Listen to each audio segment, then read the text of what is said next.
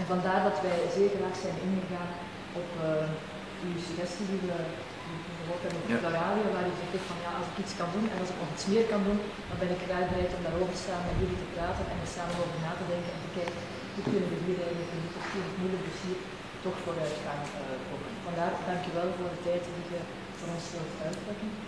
Ik ga een onderhoud organiseren met de Russische ambassade en met de Russische adviseurs, en zijn er veel adviseurs rondlopen die volgens mij meer luisteren dan werk verzetten over hetgeen wat we allemaal doen.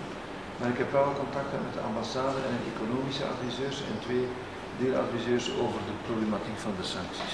Ik zou voorstellen, Sonja, dat we zo vlug als mogelijk die afspraak kunnen maken en dat jij met een delegatie die mee gaat, dus de problematiek cijfermatig ook start. We zijn uniek eigenlijk. De productie. We geloven daar wel in. De veehaakjes en